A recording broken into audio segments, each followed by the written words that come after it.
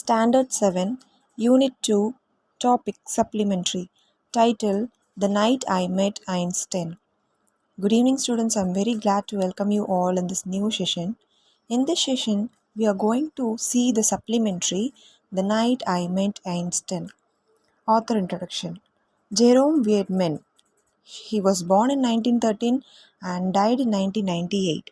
He was an American playwright and novelist. In 1960, he won the Pulitzer Prize for his work, A Musical Drama. Plot of the story.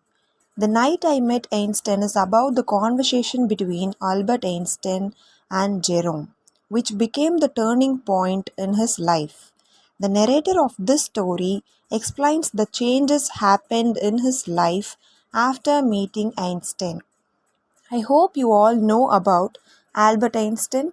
He is known for his great intellectual achievements and originality. By profession, he was a scientist. Field of science, theoretical physics. World famous theory of relativity.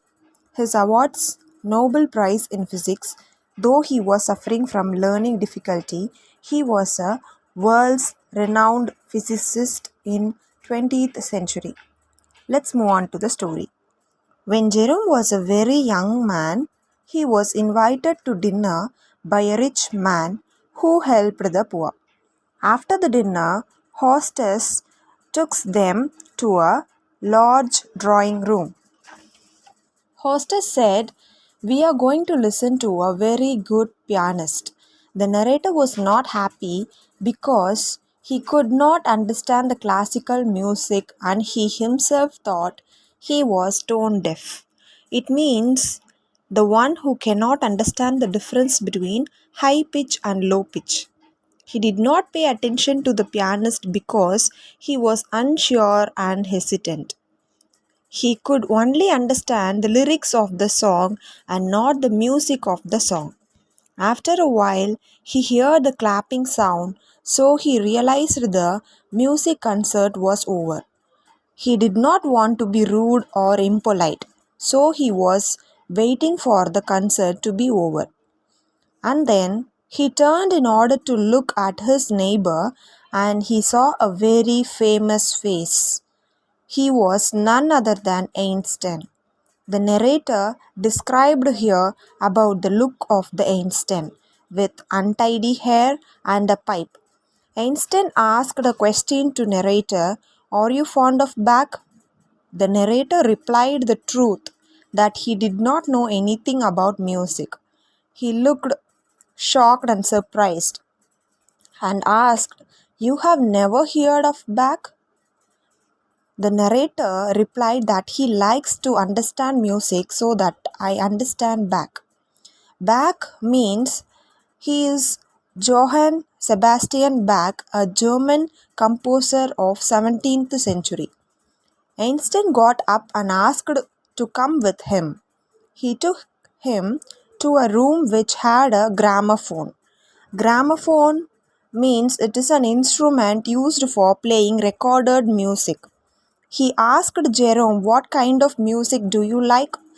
He replied that he likes songs which is full of words so that he can understand the tune or music. Einstein asked for an example. He said that he likes anything by Bing Crosby. Bing Crosby is an American singer and actor. And at once he played the music through gramophone. Jerome replied the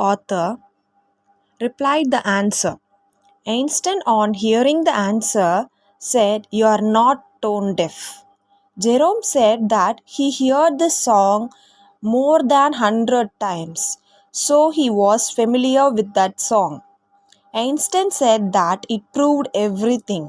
To learn mathematics, you must learn addition and subtraction, to do multiplication and division. Like that, to know music, you must have basic knowledge and understanding. Then one can move from easy to difficult level. And he played an advanced music of John McCormack. John McCormack is an Irish American singer in 20th century, and ordered to sing that back.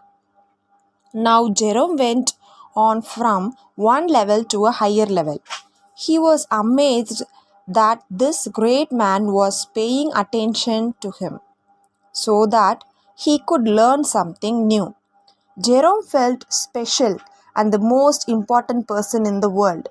He advised Jerome to allow himself to listen. Now, after a complete understanding, Jerome was able to clap sincerely. At last, the writer realized his strength. Now, hostess apologized that Einstein missed so much in music concert. Einstein put his arm across his shoulders and smiled. We engaged in the greatest activity of which a human being is capable of. She looked puzzled. Einstein said, opening up the frontiers of beauty. Conclusion. This story shows us the difference between normal people like us and scientists like Einstein. Because a scientist always tried to do ordinary things extraordinarily. So, students, do your work from the bottom of the heart, whether it is singing or listening.